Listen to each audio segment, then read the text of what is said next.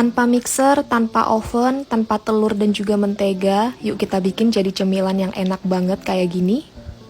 Pertama-tama, jadi ini saya mau bikin untuk isian kacang ijonya dulu. Jadi di sini saya pakai kacang ijo sebanyak 1/4 atau 250 gram. Ini kacang ijonya saya sudah cuci bersih, lalu saya rendam kurang lebih selama 5 jam gitu ya teman-teman. Nah setelah 5 jam ini kacang ijonya sudah lebih mengembang kayak gini dan juga jauh lebih empuk. Nah ini langsung aja sekarang saya mau masak untuk isian bakpia keringnya. Nah jadi ini saya tambahkan air sebanyak 1/2 liter, atau kalau kalian mau lebih juga boleh ya teman-teman. Tinggal disesuaikan aja. Nah saat kacang ijonya sudah mendidih kayak gini dan sudah empuk, ini lalu kita bisa tambahkan dengan garam. Saya pakai 1 sendok teh. Gula pasir di sini saya pakai 8 sendok makan atau bisa sesuai selera kalian aja. Ini kita aduk-aduk lagi. Lalu kita tunggu nanti sampai kacang ijonya jadi benar-benar kering ya teman-teman. Jadi sampai airnya habis kayak gini. Nah kalau sudah ini bisa langsung kita matikan kompornya dan kita tunggu sampai agak dingin ya teman-teman. Nah setelah isian kacang ijonya sudah lumayan dingin, ini saya mau bentuk bulat-bulat, jadi saya bikin ukuran 1 sendok makan kayak gini.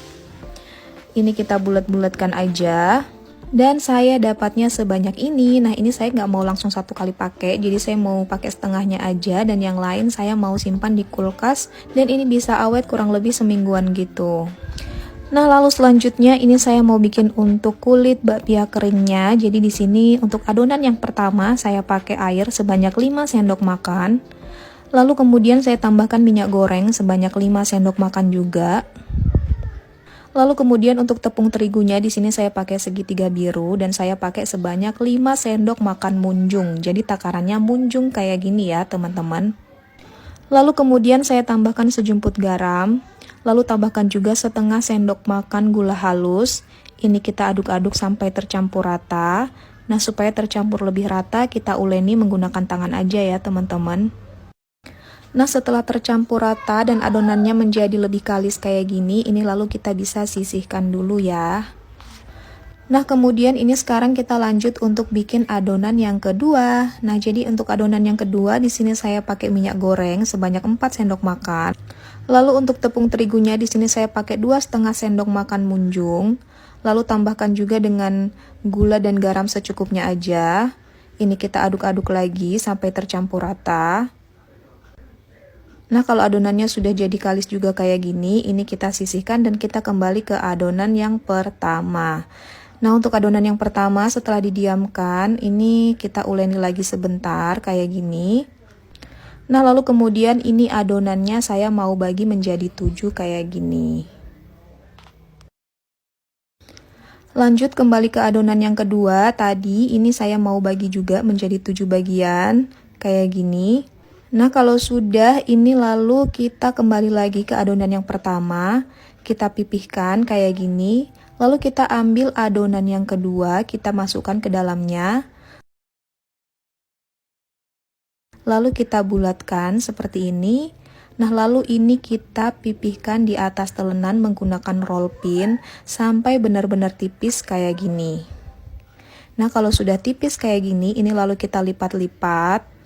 Jadi gunanya ini kita lipat-lipat kayak gini supaya nanti kue pianya itu berlayer-layer ya teman-teman, atau berlapis-lapis gitu.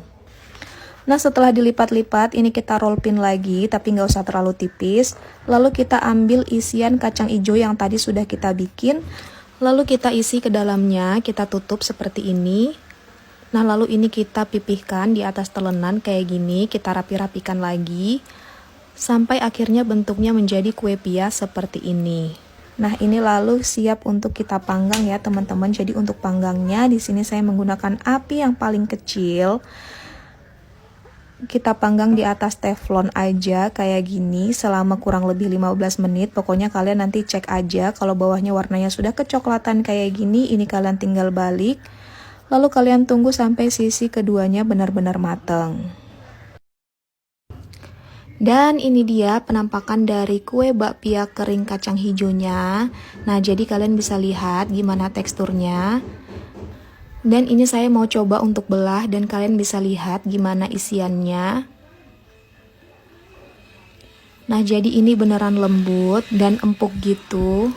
Nggak keras sama sekali, meskipun di luarnya ini agak crunchy, tetapi di dalamnya ini beneran lembut ya teman-teman. Terus kalian bisa lihat juga kalau ini tuh berlayer-layer.